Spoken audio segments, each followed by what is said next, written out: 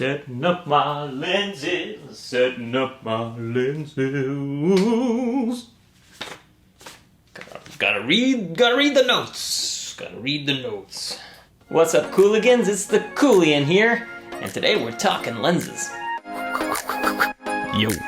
I'm very excited for this one because I feel like lenses are usually the thing that kind of freaks people out the most. A lot of times if you're like starting off as a director, maybe you're coming from another field, maybe like as an actor or whatever, a lot of the times lenses are the thing that people don't really fully understand. They're really intimidated by it because it has this whole technical talk behind it. So this is going to be the first part of a multi-part series in which we talk about lenses. And specifically in today's video, we're going to be talking about focal length, which is usually described in millimeters. So you might have heard that before, like a 35 millimeter, a 50 millimeter, a 28 to 70 millimeter. What does that all mean? Well, I'll tell you first off, what you don't need to worry about is literally technically what it means. It has something to do with the distance between the center of the lens to the sensor or something like that. But it does not actually describe any of the visible physical attributes of a lens. So it doesn't mean that something that's 200 millimeters is literally bigger in size. But choosing what focal length you want to use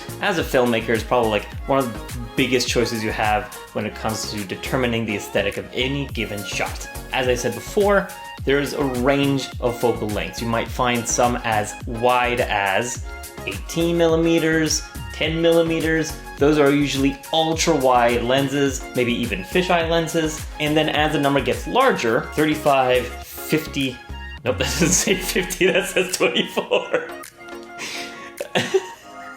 50, 100, 200, and specialty lenses, ones much larger, those are going to be more and more zoomed in and focused on your subject. Now, some lenses don't zoom at all. They're fixed focal length or prime lenses. And these are lenses that have a single focal length. So this is a 50 millimeter lens. If you want to zoom in or zoom out, you're doing the old walking back, the old walking forward. But there's also zoom lenses, like this bad boy over here, which is the 70-200 Canon lens. And it has a zoom ring over here, and the elements inside, the elements being the little glass lenses inside, are shifting. Sometimes zooming in and out might physically actually adjust the length of the lens as well. This one doesn't, it's all moving inside, but just something to know. Now, how does a focal length actually affect the image? Well, the first way, as I said before, is it might capture a wider angle of your scene. So if you want to get a lot more of your scene in, but you can't back up, you might choose a wider lens. If you want to be a lot more focused in one spot, maybe a performer and just a little bit of the background behind them, then you might back up and zoom in. And that leads to the second aesthetic effect that focal length has on your picture. And that has to do with something called compression. Now, if you think of it this way, when you're walking through a forest, you can see the distance from tree to tree. You can walk by them, you go like, oh, hello tree, hello leaf, and you can kind of see the distance between two different trees. Now imagine looking at that same forest while standing up on a mountain, and you're looking at it and it all just looks like a flat painting. So that's a super extreme example, but essentially, the wider your lens is and the closer you have to get to your subjects, the more distance you can see between each individual subject in your frame. However, a more zoomed in lens, you have to back up. And what does that do? It kind of flattens the foreground, middle ground, and background. It reduces that distance, or the perceived distance, between those individual subjects. Now the third is distortion. A lot of times wider lenses will have distortion along the edges, and that kind of creates this huge like, whoa, like all of a sudden my arms look really long as I'm reaching, or at least I hope it does. I have a monitor down here, I should look at this. Oh my god!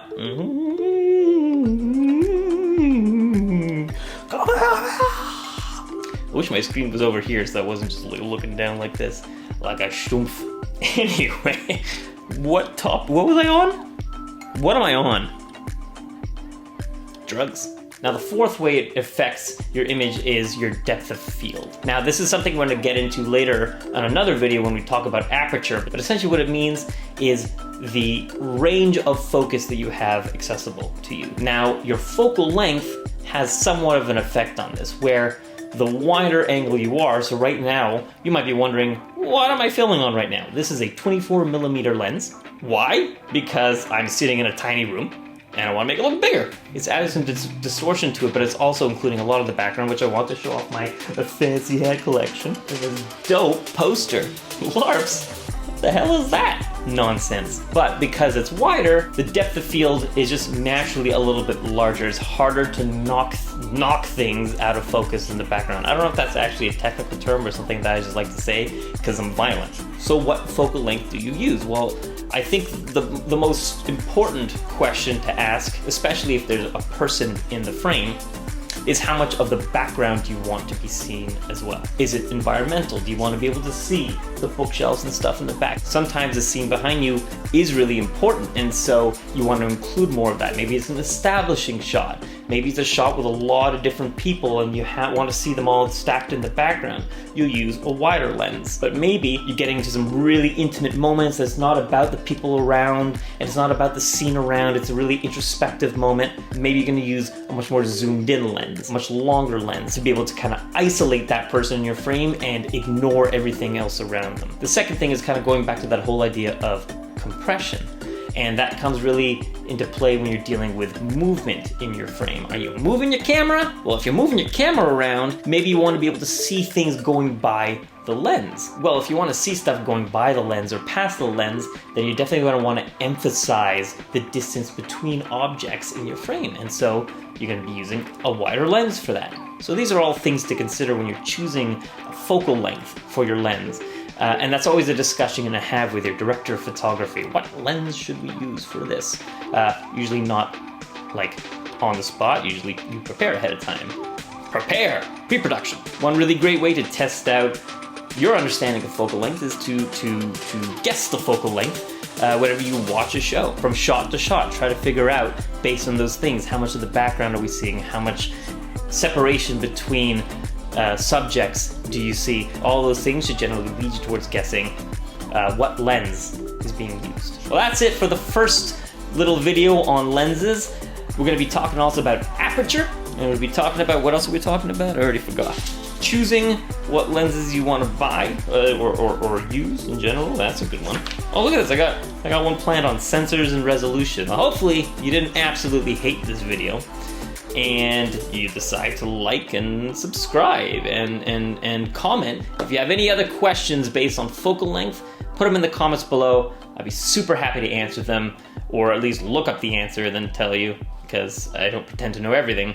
I just know a little bit. Thanks again, Cooligans. See you next time. Keep it cool. Yeah. Anyway. Oh, God. I'm a mess.